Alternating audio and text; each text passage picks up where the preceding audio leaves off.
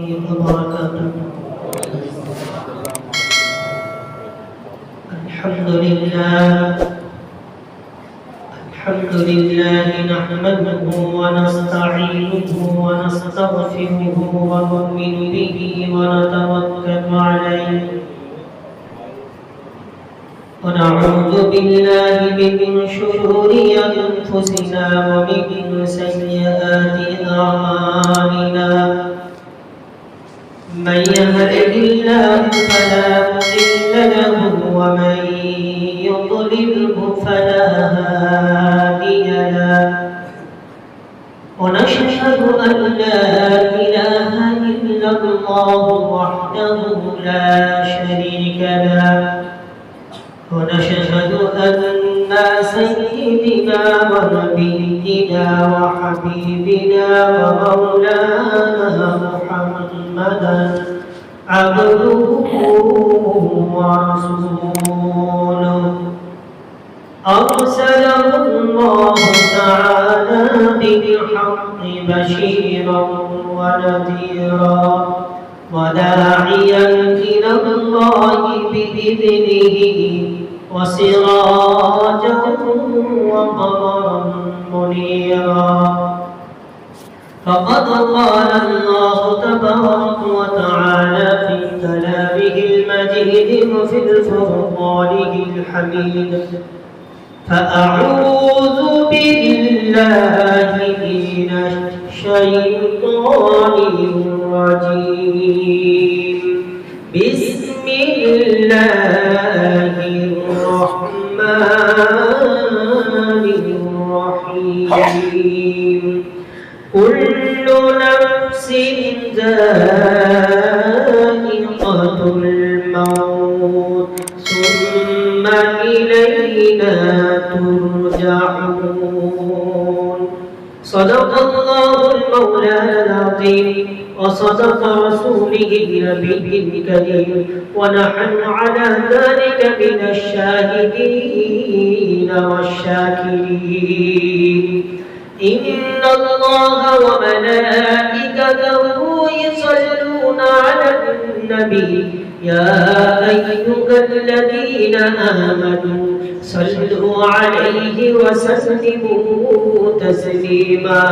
اللهم صل على سيدنا مولانا محمد وعلى آله سيدنا مولانا محمد. আলহামদুলিল্লাহ, সমস্ত প্রশংসা, সমস্ত গুণকীর্তন, সমস্ত তারিফ সেই মহান আল্লাহ রাব্বুল আলামিনের, যে আল্লাহ সুবহানাহু ওয়া তাআলা আমাদেরকে জিলহজ মাসে ঠিক মিডিল পয়েন্টে তার পবিত্র ঘরে আমাদেরকে আনিয়েছেন। আমরা সবাই শুকরিয়ার সাথে বলি আলহামদুলিল্লাহ। লক্ষ কোটি দরুদ ও সালাম বর্ষিত হোক আমার আপনার নবী জনাবে মুহাম্মদ রাসূলুল্লাহ সাল্লাল্লাহু আলাইহি ওয়াসাল্লামের উপর। সম্মানিত উপস্থিতি, আমি আজকে আমার খুতবাতে আমি তেলাওয়াত করেছি একটা কমন একটা আয়াত, যে আয়াতটা ইতিপূর্বে আমরা উলামায়ে কেরামদের মুখ থেকে বহুবার শুনেছি: কুল্লু নাফসিন যায়িকাতুল মাউত সুম্মা ইলাইনা তুরজাউন। অধিকাংশ সময়, বিশেষ করে মাইয়াতকে সামনে রেখে কিংবা মওত সম্পর্কে যখন কোনো আলোচনা হয়, তখন আমরা উলামাদের মুখ থেকে আমরা এই আয়াতে কারিমা শুনি বা এর উপরে আলোচনা আমরা শুনে থাকি। তো ইনশাআল্লাহ তাআলা আজকে কবর ও আখিরাতের জন্য প্রস্তুতি ও সহজে নেকি অর্জন, এই বিষয়কে আলোচনা করার জন্য আমি কুরআনুল কারীমের এই আয়াতে কারিমা তেলাওয়াত করেছি। ইনশাআল্লাহ তাআলা আল্লাহ তাআলা আমাকে যেন সঠিক তথ্য সমৃদ্ধ এবং সঠিকভাবে যেন আপনাদেরকে বোঝানো তৌফিক দান করেন। আল্লাহুম্মা আমিন। আমরা বোঝার পর এই আয়াতের উপরে আল্লাহ তাআলা আমাকে এবং আপনাদের সবাইকে আমল করার তৌফিক দিন, বলুন আল্লাহুম্মা আমিন। সম্মানিত উপস্থিতি, আমরা যে মৌসুমটা পার করছি এটা হলো জিলহজ মাস। ইনশাআল্লাহ তাআলা আল্লাহ তাআলা আমাদেরকে যতটুকু পরিমাণ তৌফিক দিয়েছেন সেই অনুযায়ী আমরা কয়েকটি আমল আমরা করেছি। তার মধ্যে একটি গুরুত্বপূর্ণ আমল, আল্লাহ তাআলা যাদেরকে মাল দিয়েছেন সেই মালদার ব্যক্তি আল্লাহ তাআলা যাদের মালকে কবুল করেছেন, আমরা আল্লাহর রাস্তায় আল্লাহর নামে কুরবানি করার সৌভাগ্য অর্জন করেছি এবং সেই কুরবানির গোশত আল্লাহ তাআলা আমাদেরকে হালাল রিজকের মধ্যে, এটি একটি হালাল রিজক, আল্লাহ তাআলা আমাদেরকে এখন খাওয়াচ্ছেন। আশা রাখবো আল্লাহ তাআলা আমাদেরকে যে নেক আমলটা আল্লাহ তাআলা আমাদের দ্বারা করিয়েছেন, আল্লাহ তাআলা আমাদের সবার এই নেক আমলগুলোকে কবুল করে নিন, বলুন আল্লাহুম্মা আমিন।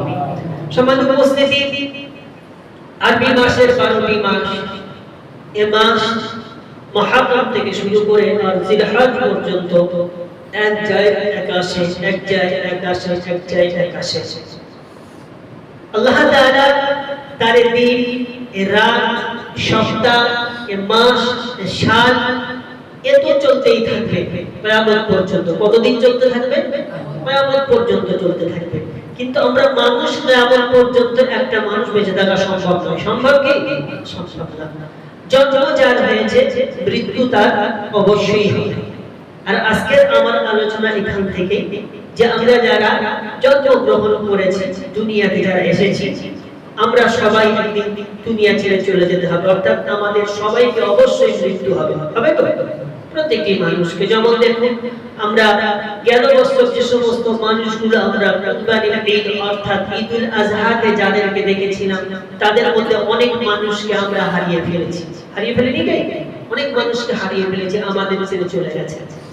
আবার আমরা আজকে এই যতগুলো মানুষ এই পবিত্র মসজিদে এসেছি জুমার নামাজ আদায় করার জন্য, সামনের এই জুমায় আবার এই সমস্ত মানুষগুলো আমরা এখানে আসতে পারবো কিনা এর কোনো নিশ্চয়তা নেই। আছে কি?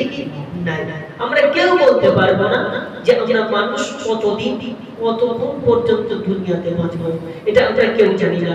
আর কোন মানুষের মৃত্যুটা কেমন হবে, কিভাবে হবে, কোথায় হবে, এটাও আমরা কেউ বলতে পারি না। বলতে পারবো কি? ইন্নাল্লাহা ইনদাহু ইলমুস সাআহ ওয়া ইউনাজ্জিলুল গায়থা ওয়া ইয়া'লামু মা ফিল আরহাম ওয়া মা তাদরি নাফসুন মাযা তাকসিবু গাদা। এটা সূরা আস-সিজদার, সূরা আল-লুকমানের শেষের আয়াত। এটি আল্লাহ তাআলা কয়েকটা জিনিসকে আল্লাহ তাআলা শুধুমাত্র তিনিই জানেন, আর পৃথিবীতে কেউ জানে না, এমনকি নবীরা পর্যন্ত জানেন না। তার মধ্যে এই মৃত্যুটা আল্লাহ তাআলা লুকায়িত করে রেখেছেন। তিনিই জানেন যে কোন মানুষের মৃত্যু কেমন হবে। অনেকদিন পূর্বে আমি আপনাদেরকে এই মওত সম্পর্কে আমি মেরাজের একটি ঘটনা আপনাদেরকে শোনাতে বলেছিলাম। আপনাদের স্মরণ আছে কি জানি না, যে যখন মানুষের মৃত্যু হয় তো সিদরাতুল মুনতাহায় তার উপরে একটি গাছ আছে। সেই গাছে যে পাতাগুলো আছে, সেই পাতায় পৃথিবীতে যতগুলো মানুষ আছে এই সমস্ত মানুষের নামগুলো সেই গাছের পাতায় লেখা আছে। বলেছিলাম, মনে পড়ছে কি আপনাদের? মনে পড়ছে, আলহামদুলিল্লাহ। তো সেই গাছের নিচে হযরতে আজরাইল আলাইহিস সালাতু ওয়াস সালাম সেখানেই বসে ছিলেন। মানুষের যখন অবসময় মানুষের যখন হায়াত শেষের দিকে আসে, আস্তে আস্তে ওই গাছের সবুজ পাতাটা আস্তে আস্তে হলুদ হতে লাগে। যখন দুনিয়াবি ক্ষেত্রে দেখবে গাছের পাতা যখন পড়ে যায়, তো গাছের পাতা সবুজ অবস্থায় কিন্তু পড়ে। একটা সময় আসে, বছরের মধ্যে একটা মৌসুম আসে, যে মৌসুমে গাছের পাতাগুলো ঝরে পড়ে যায়, কিন্তু সবুজ পাতা গাছ থেকে ঝরে না। গাছের পাতাগুলো আস্তে আস্তে হলুদ হয়, লাল হয়, তারপর আস্তে আস্তে শুকিয়ে যায়, যখন বাতাসের ঝরঝর উপর থেকে ঝরে পড়ে যায়। এরকম সিস্টেম তো ঠিক সেরকমই আল্লাহ তাআলা ওই সিদরাতুল মুনতাহাতে যে গাছটা আল্লাহ তাআলা তৈরি করে রেখেছেন, তো এই গাছের পাতাগুলো ঠিক ওরকমই, যে প্রথম সেই সবুজ পাতাটা যখন মানুষ জন্ম নেয়, তো তখন সেই গাছের একটা পাতা গজায়।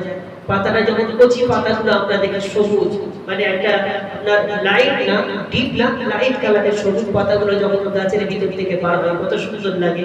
আস্তে আস্তে আস্তে আস্তে ওটাকে ডিপ হয়, আস্তে আস্তে পাতাটা বড় হয়, তারপরে বড় হতে হতে যখন বয়স হয়ে যায় তখন আস্তে আস্তে সবুজ বর্ণটা কাটতে থাকে। তো মানুষ যখন দুনিয়াতে জন্ম নেয় তখন ঠিক ওই গাছের পাতাটা ওই রকম হতে থাকে, হতে হতে হতে হতে আস্তে আস্তে হলুদ বর্ণ ধারণ করে, তারপরে আস্তে আস্তে আস্তে আস্তে গাছের পাতাটা শুকিয়ে যায়, তারপরে গাছের পাতাটা আল্লাহ পাকের যখন হুকুম হয় তখন গাছের পাতাটা পড়ে যায়। কোথায় পড়ে? আজরাইল আলাইহিস সালাতু ওয়াস সালামের হাতের উপরে। কোথায় পড়ে? আজরাইল আলাইহিস সালাতু ওয়াস সালামের হাতের উপরে পড়ে। আজরাইল আলাইহিস সালাতু ওয়াস সালাম তখন পাতাটা পড়ে, পড়ার পরে তাতে লেখা থাকে অমুক ব্যক্তির ছেলে অমুক ইবনে অমুক। তো তখন আজরাইল আলাইহিস সালাতু ওয়াস সালাম আসে, তার জানটাকে কবজ করে নিয়ে চলে যান। সমাজ উপস্থিতি, সময়ের দিকে লক্ষ্য করে আমার কথা বলতে হয়, তো আমি অযত্ন কমপ্লিটলি ভাবে ব্যাপারটা সব জিনিসটা বোঝাতে পারি না, তবে যতটুকু সম্ভব আমি চেষ্টা করি। আল্লাহ তাআলা আমাদের সবাইকে সময়ের মধ্যে বরকত দিন, বলুন আল্লাহুম্মা আমিন। তো মানুষ আমরা যারা পৃথিবীতে এসেছি আমাদেরকে দুনিয়া ছেড়ে একদিন চলে যেতে হবে। এটা প্রত্যেকটি মানুষকে আপনি আমরা সবাই দুনিয়া ছেড়ে চলে যেতে হবে। যেমন ইতিপূর্বে আমাদের আদি পুরুষ যারা দুনিয়াতে এসেছিলেন দুনিয়া ছেড়ে চলে গেছে, এই সিলসিলা এই নিয়ম এই কানুন অনুযায়ী আমাদেরকে দুনিয়া ছেড়ে চলে যেতে হবে। তো মওতটা তাহলে এটা হলো একটা ধ্রুব সত্য কথা। মওতের হাত থেকে কেউ বাঁচতে পারবো কি? বাঁচতে পারবো? এই কথাটা কি অস্বীকার করতে পারবো কি? অস্বীকার করতে পারবো না। নাস্তিক যারা আল্লাহকে মানে না, গডকে মানে না, ভগবানকে মানে না, প্রভুকে মানে না, দেবতাকে কিচ্ছুকে মানে না, যারা নাস্তিক, এই নাস্তিক পর্যন্ত মৃত্যুকে অস্বীকার করতে পারবে কি? যারা নাস্তিক তাদের কি মৃত্যু হয় না? নাস্তিকদের তো মৃত্যু হয়। তো আস্তিক নাস্তিক কাফের মুশরিক ঈমানদার মুসলিম মুনাফিক যত পৃথিবীতে আমরা আছি, যত পৃথিবীতে মানুষ বসবাস করে, কিন্তু মৃত্যুটাকে সবাই স্বীকার করে যে মানুষের একদিন দুনিয়া থেকে শেষ হতে হবে, এটা আমরা সবাই জানি।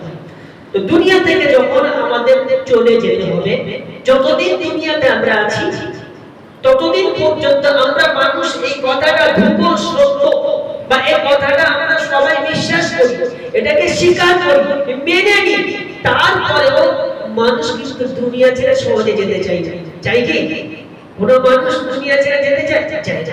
দুনিয়ায় এসে আমরা দুনিয়ার মোহে পড়ে আমাদের আশাটা এতটা পরিমাণ বেড়ে গেছে প্রত্যেকটি মানুষকে। হয়তো আপনারা মনে করবেন যে তাহলে আমাদেরকে বুঝাচ্ছেন আপনার কি আশা নাই?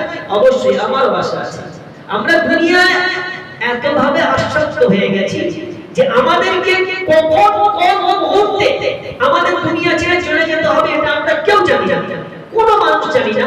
তারপরেও কিন্তু আমরা ওই মওতটাকে নিয়ে ভাবি না, আমরা দুনিয়াটাকে নিয়ে যত ভাবি, আমরা দুনিয়াটাকে নিয়ে যত ভাবি, মওত নিয়ে আমরা মানুষ অতটা ভাবি না।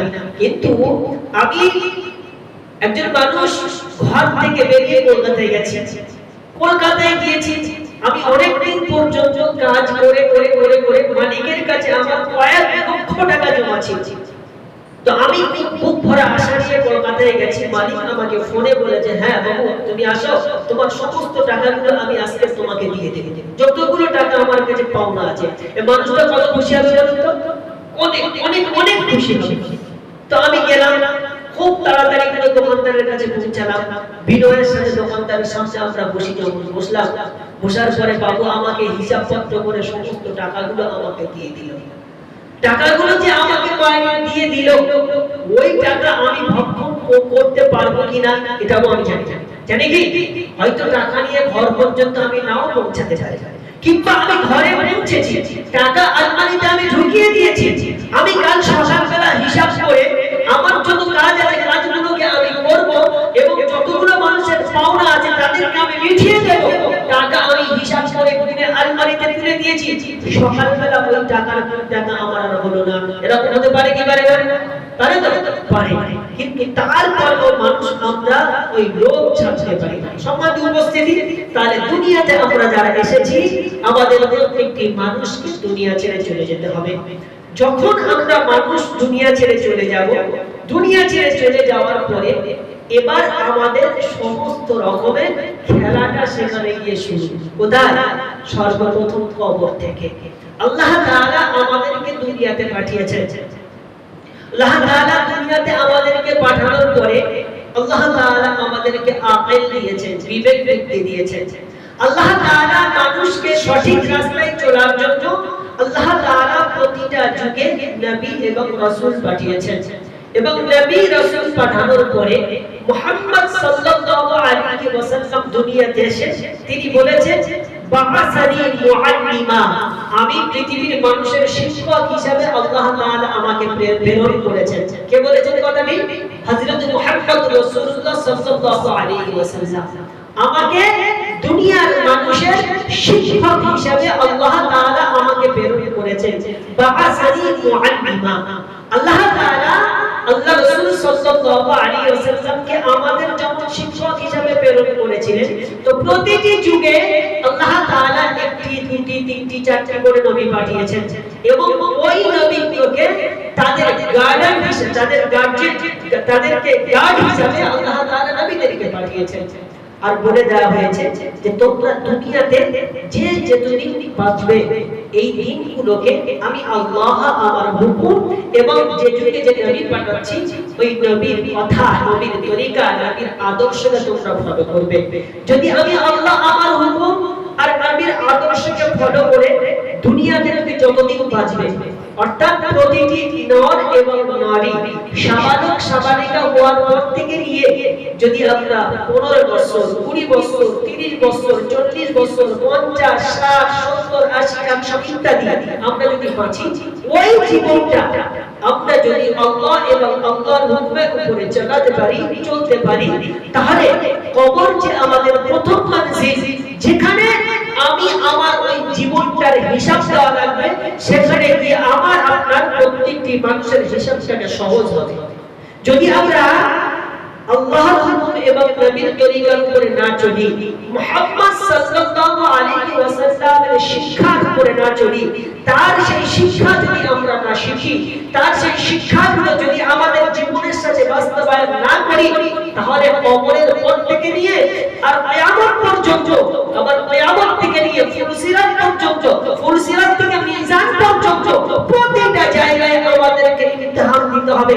আর প্রত্যেকটা ইমতিহান আমরা নাকামিয়াবি অর্জন করব, তার একটি মাত্র কারণ হলো যে আল্লাহ রাসূল সাল্লাল্লাহু আলাইহি ওয়াসাল্লামের শিক্ষা না শিখে তার উপরে না আমল করার কারণে। কথা বুঝতে পারছি সবাই?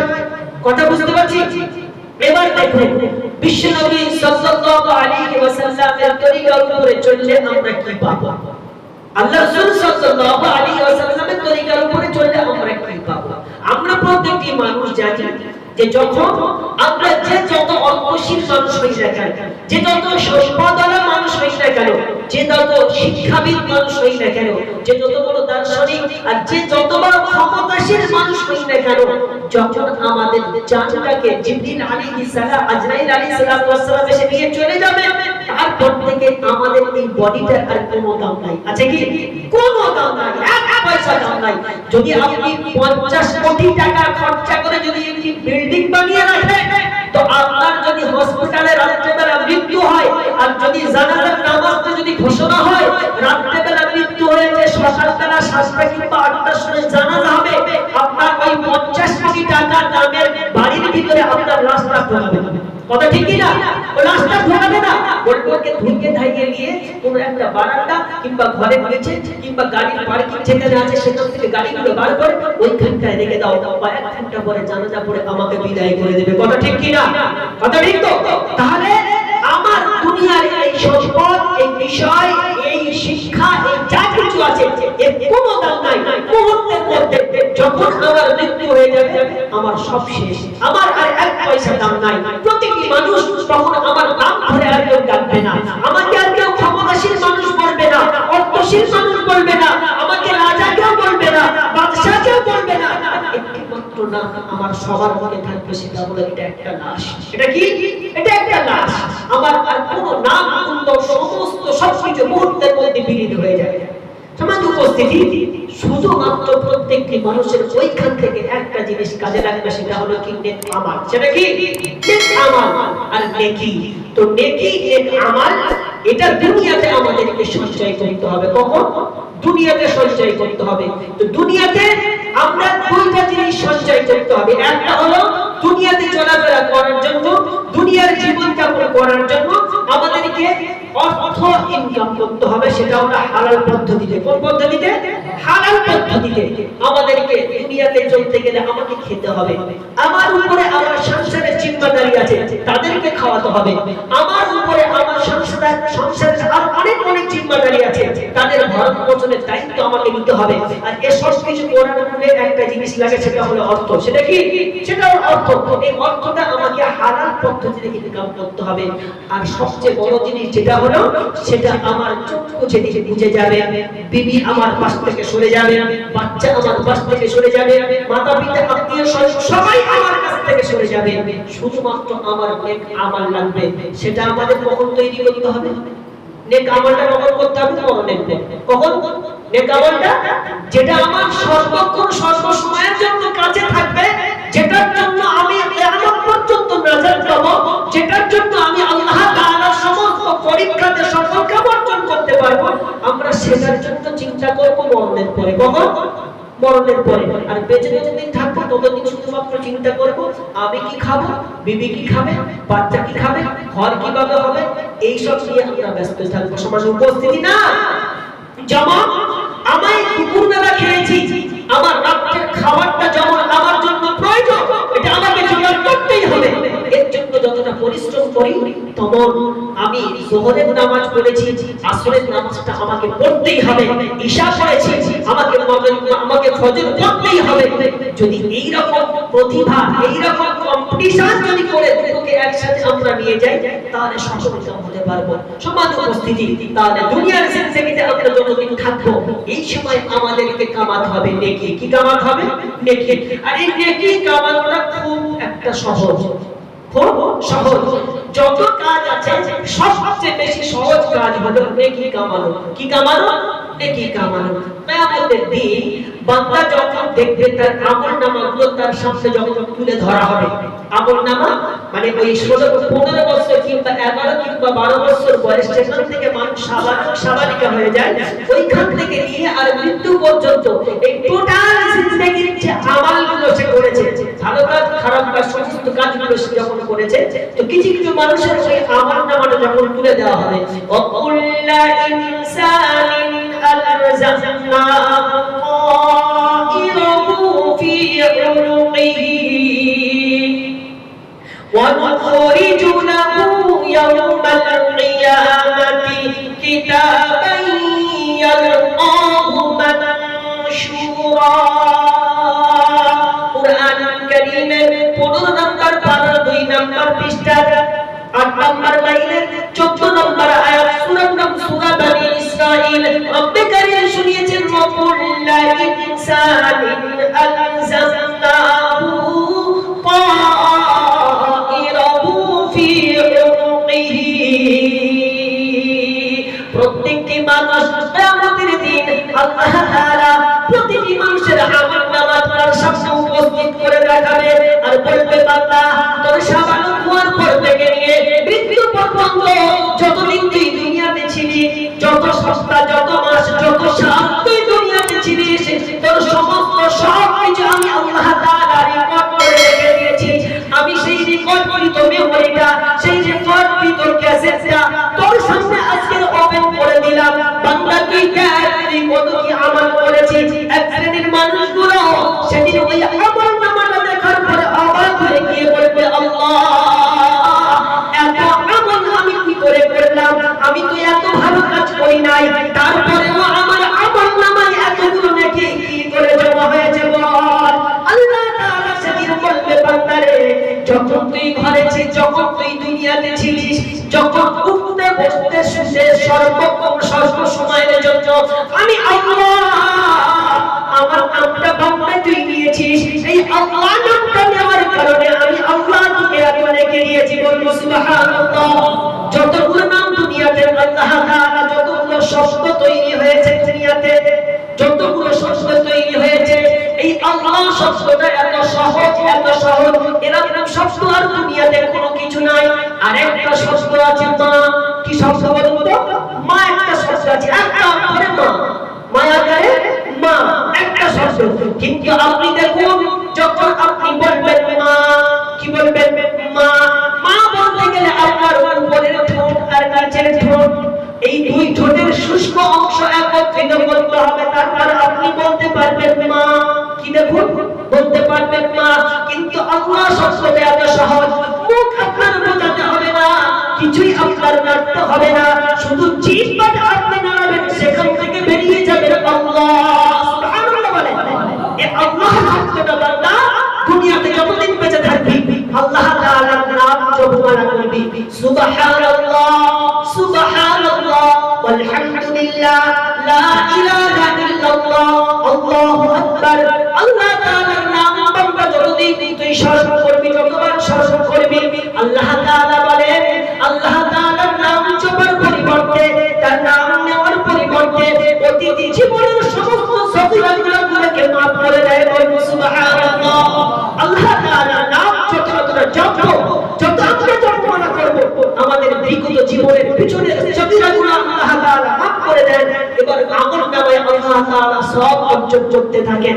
বিশ্বনবী মুহাম্মদ রাসূলুল্লাহ সাল্লাল্লাহু আলাইহি ওয়াসাল্লামকে আমাদের শিক্ষক হিসেবে প্রেরণ করেছেন, আর আল্লাহ রাসূল সাল্লাল্লাহু আলাইহি ওয়াসাল্লামকে যখন আমরা শিক্ষক হিসেবে মেনে নেব, যখন আল্লাহ রাসূল সাল্লাল্লাহু আলাইহি ওয়াসাল্লামের তরিকার উপরে চলব, বান্দা ঘুম থেকে যখন উঠবে, ঘুম থেকে ওঠার পর থেকে নিয়ে বাথরুম যাবে, বাথরুম থেকে নিয়ে ওযু করবে, ওযু করার পরে মসজিদে আসবে, নামাজ আদায় করবে, আবার নামাজের পরে আল্লাহ তাআলার বিধান অনুযায়ী, আল্লাহ তাআলার বিধান অনুযায়ী ফাইদা কুদিয়াতিস সালাত ফাতাশিরু ফিল আরদি ওয়াবতাগু মিন ফাদলিল্লাহ ওয়াযকুরুল্লাহা কাসীরান লাআল্লাকুম তুফলিহুন। আল্লাহ তাআলা ইরশাদ করেছেন, হে ঈমানদার বান্দা বান্দীরা, হে ঈমানদারেরা, যখন তোমরা নামাজের জন্য একত্রিত হও, নামাজ যখন মিটে যায়, তখন হালাল রুজি ইনকাম করার জন্য তোমরা দুনিয়াতে ছড়িয়ে যাও। বান্দা যখন নামাজ আদায় করবে, এটাও সওয়াবের কাজ, ঘুম থেকে উঠবে, এটাও সওয়াবের কাজ, বাথরুমে যাবে, এটাও সওয়াবের কাজ, নামাজ পড়ে আবার যখন দুনিয়াবি কাজে, সংসারের জন্য, বিবি বাচ্চার জন্য, হালাল রিজিক ইনকাম করার জন্য যখন বান্দা হাঁটবে, যতগুলো কাজ করবে, এই সব কিছুকে টোটাল আল্লাহ তাআলা সওয়াব হিসেবে লিখে নেয়। বলুন সুবহানাল্লাহ। এই সব কিছুকে সওয়াব হিসেবে আল্লাহ তাআলার সামনে তুলে ধরতে গেলে প্রত্যেকটি মানুষকে সর্বপ্রথম ফলো করতে হবে যে আমাদের সেই শিক্ষক, যিনি শিক্ষক হিসেবে দুনিয়াতে এসেছেন, অর্থাৎ জনাবে মুহাম্মদুর রাসূলুল্লাহ সাল্লাল্লাহু আলাইহি ওয়াসাল্লাম। সম্মানিত উপস্থিতি, আপনি ভাবতে পারবেন না, কোন মানুষের যখন কোন মানুষের সঙ্গে কথা বলি, আমরা কথা বলি তো একে অপরের সাথে, প্রত্যেকটি মানুষ সবার সাথে আমরা কথা বলি। এই কথা বলার সময় আমরা মানুষ যদি মুস্কুরাহাট, হাসি মুখে যদি কথা বলি, সেটাও আল্লাহ তাআলা সওয়াব হিসেবে লিখে নেয়। সুবহানাল্লাহ বলেন। হাসি মুখে মানুষের সাথে কথা বলা, এটাও একটা ইবাদত, এটাও সওয়াবের কাজ। আপনি বাথরুমের ভিতরে যদি বাথরুম করবেন, যে বাথরুম যদি আল্লাহ তাআলা বন্ধ করে দেয়, তো আপনি পেরেশান হয়ে যাবেন। সারা পৃথিবীর হসপিটাল খুঁজে লাস্টে আপনার প্রাণটা দুনিয়া ছেড়ে চলে যাবে, আপনার ভিতরে সব কিছু ফেটে বাস্ট হয়ে যাবে। সেই কাজটা যখন আপনি করবেন, সেটাও পর্যন্ত সওয়াবের কাজ। শুধু আর শুধুমাত্র আমাদেরকে শিখতে হবে যে আমাদের সেই 1400 বছর আগে বিশ্বনবী মুহাম্মদ রাসূলুল্লাহ সাল্লাল্লাহু আলাইহি ওয়াসাল্লাম আমাদেরকে কেমন করে করতে বলেছেন। কথা বলতে গেলে নবীকে তলব, কথা বলতে গেলে নবীকে ফলো করা, কাজ করতে গেলে নবীকে ফলো করা, ঘুমাতে গেলে নবীকে ফলো করা, এমনকি বিবির সাথে কথা বলতে গেলে নবীকে ফলো করা।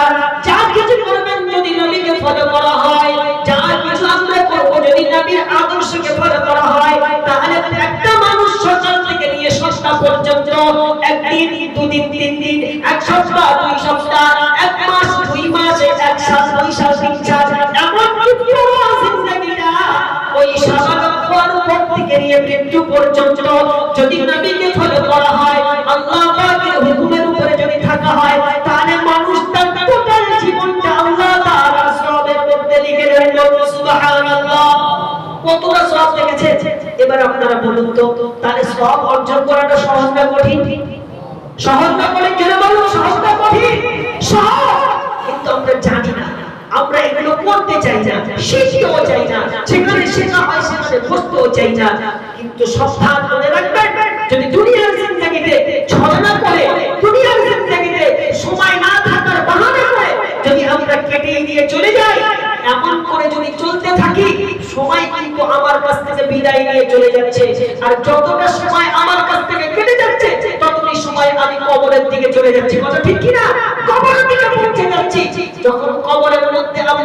যাব। কিয়ামতের দিন আল্লাহ তাআলার দিকে তাকিয়ে সমস্ত মানুষ মুসিবতের মধ্যে পড়ে থাকবে, সমস্ত মানুষ কষ্টের মধ্যে পড়ে থাকবে। সেদিন কিন্তু আল্লাহ তাআলার রহমত ছাড়া আর পৃথিবীতে কোনো মানুষের কোনো পাওয়ার কোনো ক্ষমতা থাকবে না। থাকবে কি? থাকবে না। শুধুমাত্র আল্লাহ তাআলার পাওয়ার সেদিন কাজ করবে। মানুষ যখন চতুর্দিক থেকে আযাবের মধ্যে পতিত হবে, তখন মানুষ বলবে, আল্লাহ আমাদের কোনো একটা হিসাব এবং ফয়সালা করে দেন না। আল্লাহ তাআলার তরফ থেকে সেদিন মানুষের আমলনামাগুলো বাঁটা হবে। কুরআনুল কারীমের পরিভাষায় আল্লাহ তাআলা জানিয়ে দিয়েছেন, ফাআম্মা মান উতিয়া কিতাবাহু বিয়ামিনিহি ফায়াকুলু হাউমুকরাউ কিতাবিয়া ইন্নী যানানতু আন্নী মুলাকিন হিসাবিয়া ফাহুয়া ফী ঈশাতিন রাদিয়া ফী জান্নাতিন আলিয়া। সুবহানাল্লাহ বলেন। আল্লাহ তাআলা সেদিন এক শ্রেণীর মানুষ যারা তাদের জীবনটা যারা নবীর তরিকার উপরে কাটিয়েছে, আল্লাহ তাআলার হুকুমে কাটিয়েছে, পায়খানাতে গেছে নবীকে ফলো করেছে, পেশাব করতে গেছে নবীকে ফলো করেছে, টয়লেটে গোসল করতে গেছে নবীকে ফলো করেছে, বিবির কাছে গেছে নবীকে ফলো করেছে, সারা জিন্দেগি যারা বিশ্ব নবী মুহাম্মদকে যারা ভালোবেসে দুনিয়া ছেড়ে চলে গেছে, ওই শ্রেণীর মানুষদেরকে আল্লাহ তাআলা ফাআম্মা মান উতিয়া কিতাবাহু বিয়ামিনিহি ফায়াকুলু হাউমুকরাউ কিতাবিয়া। আল্লাহ তাআলা বলবে, বান্দা দুনিয়াতে অনেক কষ্ট করেছি, অনেক ধৈর্য ধরেছি, ক্ষুধার্ত অবস্থায় পেটে পাথর বেঁধে জীবন কাটিয়েছি, তারপরেও সুখের জায়গা খাস নাই। ক্ষুধার্ত অবস্থায় নিয়ে জীবন চাওয়ার আশঙ্কা ছিল, তারপরে অবৈধ পয়সায় কোনো জিনিস ভক্ষণ করিস নাই। ও বান্দা, আমি তোর উপরে খুশি হয়েছি, আর আমি খুশি হওয়ার পরে তোর আমলনামাটা তোর ডান হাতে দিয়ে দিয়েছি। সুবহানাল্লাহ। যেদিন ডান হাতে আল্লাহ তাআলা আমলনামাটা দেবে, বান্দা সেদিন গর্বের সাথে সবাইকে দেখাতে থাকবে আর বলবে, আমার আমলনামাটা তোমরা পড়ে দেখো, দেখো দেখো আমার আমলনামাটা তোমরা পড়ে দেখো। আমি তো জানতাম, আমি তো এটা জানতাম, দুনিয়াতে যখন ছিলাম আমি তখন সব সময়ের জন্য এই জিনিসটা বুঝতাম যে একদিন না একদিন আমাকে আল্লাহর সামনে দাঁড়াতে হবে, একদিন না একদিন আমাকে আমার এই জিন্দেগিতে হিসাব দিতে হবে। সেজন্য আমি তো নেক আমল করে এসেছি, সেজন্য তো আমি নামাজ কায়েম করেছিলাম, সেজন্য তো আমি ভালো কাজ করেছিলাম, সেজন্য তো আমার ব্যবহার চরিত্রটা আমি সব সময়ের জন্য নবীর তরিকার উপরে করেছিলাম। দেখো আজকে কত সৌভাগ্য, আমার আমলনামাটা তোমরা সবাই পড়ে দেখো।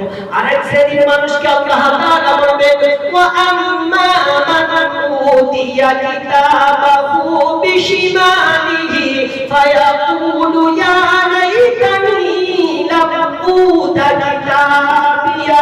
আরেক শ্রেণীর মানুষকে আল্লাহ তাআলা তাকে বাম হাতে আমলনামা দেবে। কোন হাতে? বাম হাতে আমলনামা দেবে। যখন বাম হাতে আমলনামাটা দেবে, সে বান্দা সেদিন তার চেহারাটা মলিন হয়ে যাবে, সে আফসোস করবে আর বলবে, আমলনামাটা যদি আমাকে না দেওয়া হতো তো খুব ভালো হতো, আমাকে যদি হিসাব না হতো তো আমার খুব ভালো হতো। সেদিন বলবে বান্দা, কিন্তু আল্লাহ কি শুনবে? বলবে আল্লাহ শুনবে? আল্লাহ শুনবে না। তার মলিন চেহারার দিকে আল্লাহ তাকাবে না, তার ওই দুঃখ সব চোখের দিকে আল্লাহ তাআলা দেখবে না। আল্লাহ তাআলা সেদিন বলবে, খুযুহু ফাগুল্লুহু সুম্মাল জাহিমা সাল্লু সুম্মা ফি সিলসিলাতিন যারউহা 70 সিরাআন 70 ফাসলুকু। যা জাহান্নামের ভিতর থেকে শিকলগুলো বার কর আর পায়ে বের কর, টানতে টানতে নিয়ে যা জাহান্নামের দিকে। সম্মানিত হাজিরিন, দুনিয়াতে আমরা যতদিন বেঁচে আছি, কার কতদিন হায়াত আছে আমরা কেউ জানি না। জানি কি? জানি না। মৌতটা কখন কোন মুহূর্তে এসে আমার জীবনটাকে ছিনিয়ে গিয়ে চলে যাবে আমরা কেউ জানি না। অথচ প্রত্যেকটি মানুষকে আল্লাহর কাছে আমাদের ফিরে যেতে হবে। তো আল্লাহর কাছে যখন আমরা ফিরে যাব, আল্লাহ যখন আমাদেরকে দুনিয়াতে ডেকে নেবে, আমাদের প্রত্যেকটি মানুষের মৌতটা যেন ঈমানি হালাতে হয়। বলুন আল্লাহু আমিন। আল্লাহ তাআলা আমাদেরকে এখন সঠিক রেখেছে, কথা বলার সুযোগ দিয়েছে, আমাদের সমস্ত শরীরের অঙ্গ প্রত্যঙ্গগুলো সঠিক রেখেছে। এই সঠিক অবস্থায়, সক্ষম অবস্থায় তার পবিত্র ঘরে এসে তার বেশি বেশি করে সিজদা করা, বেশি বেশি করে সাজদা করা, বেশি বেশি ভালো কাজ করা, তার প্রশংসা করা তৌফিক দিন। আল্লাহুম্মা আমিন। ওয়া আখিরু দাওয়ানা আলহামদুলিল্লাহি রাব্বিল আলামিন।